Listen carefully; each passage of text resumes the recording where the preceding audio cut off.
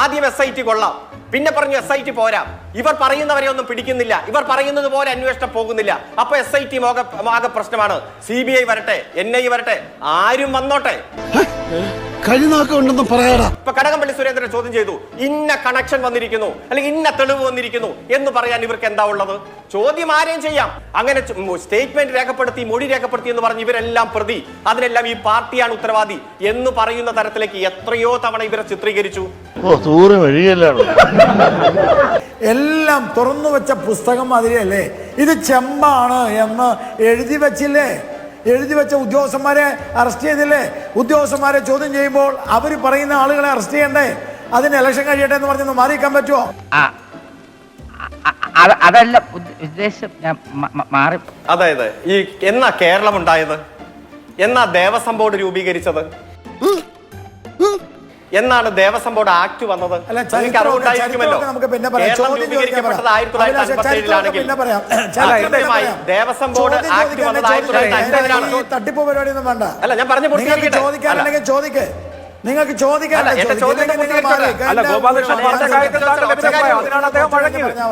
നീ എന്ത് പറഞ്ഞാലും എന്തിനാണ് അമേരിക്ക പോകുന്നത്? അത് പോട്ടടാ രാമു. അതായത് ദേവസ്വം ബോർഡിൽ ഗവൺമെന്റ് ഇടപെടരുത് എന്ന് ഇതേ കോടതി തന്നെ എത്ര തവണ പറഞ്ഞിട്ടുണ്ട്. ചോദിക്കുന്നതിന് ഉത്തരം പറയും.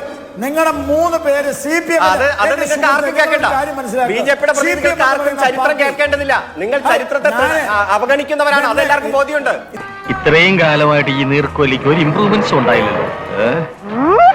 മിസ്റ്റർ അരുൺകുമാർ, ഒരു കാര്യം ചോദിക്കട്ടെ.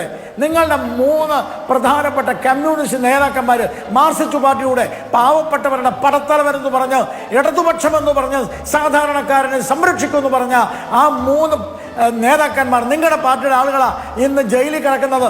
അച്ചടക്കമില്ലാതെ പെരുമാറിയാൽ അറിയാലോ, ഞങ്ങളത് പഠിപ്പിക്കും. നിങ്ങൾക്ക് എന്തു പറയാനുണ്ട് സർ? നിങ്ങൾക്ക് എന്തു പറയാനുണ്ട് മിസ്റ്റർ? നിങ്ങൾ നടപടിയെടുത്തോ? നിങ്ങൾ അവരെ കുറിച്ച് എന്തെങ്കിലും പറഞ്ഞോ? അന്വേഷണം വഴിക്ക് പോകട്ടെ എന്ന് പറഞ്ഞാൽ മതിയോ?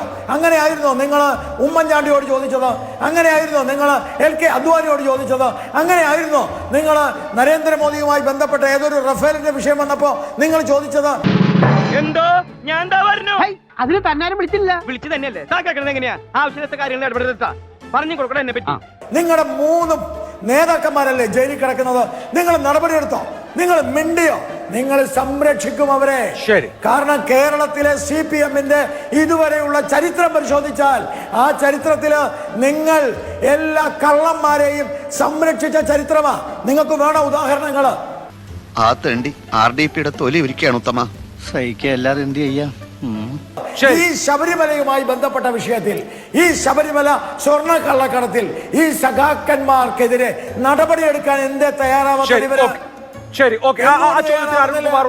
എന്നിട്ട് പറയും അന്വേഷണം വഴിക്ക് പോട്ടെന്ന്. കൗതുക ലേശം കൂടുതലാണ്, മാപ്പാക്കണം.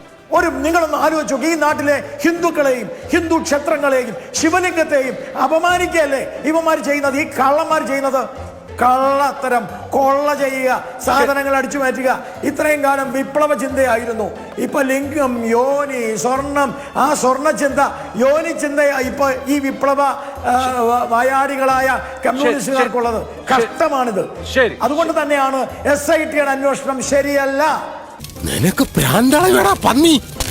ഓടിക്കോ പ്രേമ, പതിയെ പോടാ, എനിക്ക് ദേശത്തെ വഴിയേറിയില്ല.